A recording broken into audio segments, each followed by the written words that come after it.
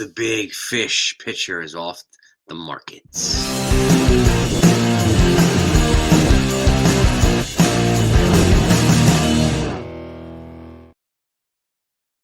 going on, everybody? Good morning. Hope you're doing well. So, right out the gate, big news happens early this morning. The Arizona Diamondbacks are signing ace pitcher Corbin Burnes to a 6-year, $210 million contract. It also comes with an opt-out after 2026. We can opt out after 2 years. So the big fish is off the market. Big fish pitcher is off the market. Two great whites are off the market now. Juan Soto and Corbin Burnes. Okay, so my initial reaction, well, congratulations to him and to the Diamondbacks. Also, he's not a problem for the Yankees anymore. He's leaving the American League East. He's now a problem for the Dodgers and the Mets. He's headed to the National League. They have to face him on a regular basis. We don't.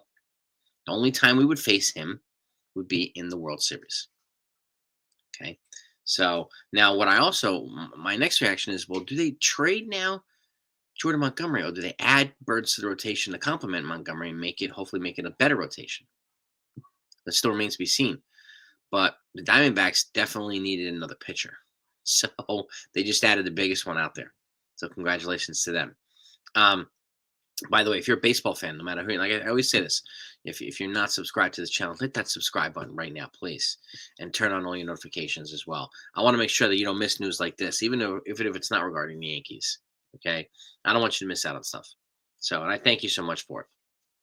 Now, there's a lot of other things that are being talked about right now. There's chatter about the Mariners and the Red Sox being in trade talks for pitching, even though the Red Sox have already added 2 pitchers, right? Walker Buehler and Garrett Crochet.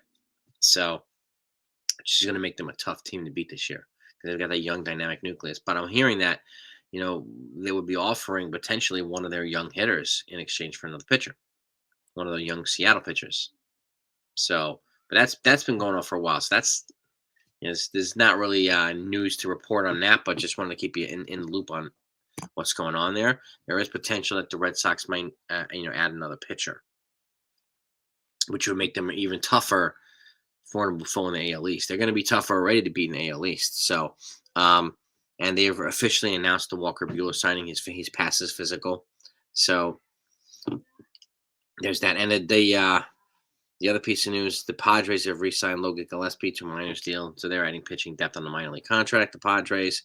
I don't think they're going to be out on Roki Sasaki either.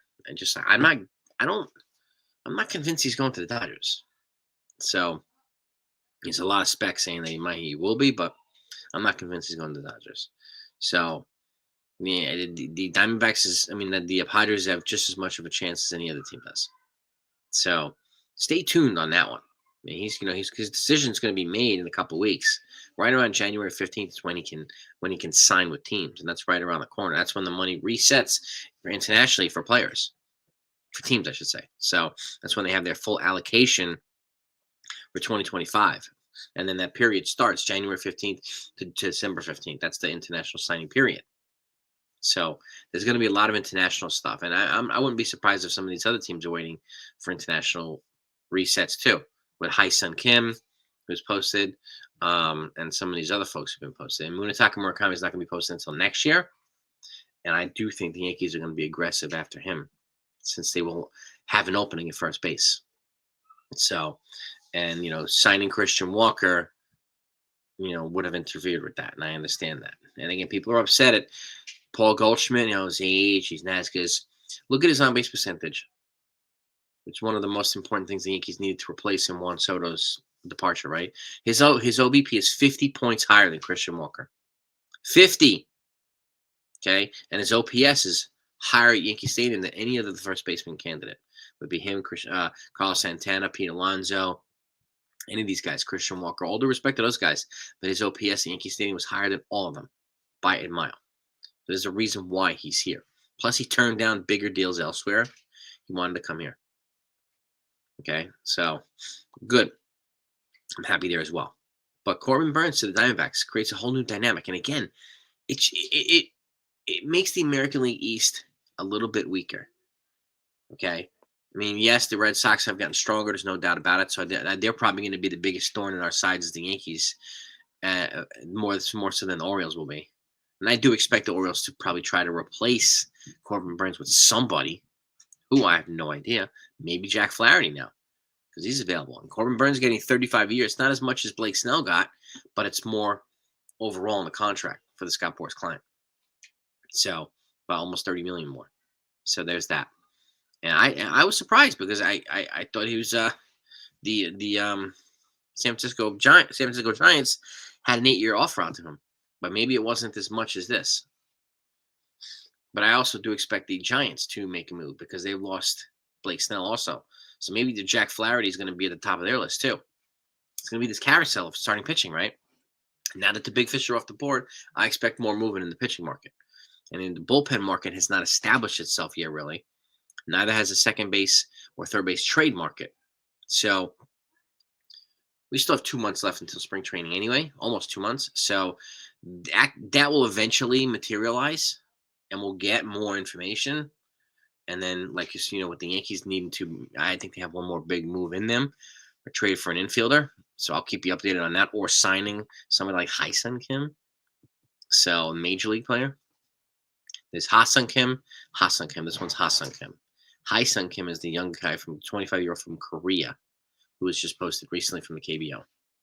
Ha-Seong Kim is the guy to play for the Padres last couple of years who would be a very good fit in the Yankees. But he would cost probably $11-12 million a year for a couple of years. But he's also 29. His skill set's good speed. He would improve the defense significantly. And again, he wouldn't cost that much more than Brandon Lowe would. So if the Yankees were going to trade for somebody like Brandon Lowe, who I've talked about recently, and Tampa Bay Rays, the cost would probably be very similar between the two. So there's that as well. And the Yankees would not have to give up pieces for Ha-Seong Kim, just cash. So stay tuned. There's going to be Yankee moves to be made. They need to add a couple of relievers as well. The heavy lifting is done for the Yankees, but the heavy lifting is not done for teams like the Diamondbacks or the Giants or the Padres, some of these other teams as well. So I'll keep you updated on everything. But Corbin Burnes, congratulations to him, heading to the Diamondbacks. So I'm just glad that we don't have to face him on a regular basis. Yeah, because he is a good pitcher. He is a very good pitcher. So, but I expect the Orioles and the Giants probably. They're probably going to be the front runners for Jack Flaherty now. And even though the Orioles have added some pieces already, Gary Sanchez and Tyler O'Neill, replacing that arm is going to be very, very hard to do. So stay tuned. I'll keep you updated on everything. Peace.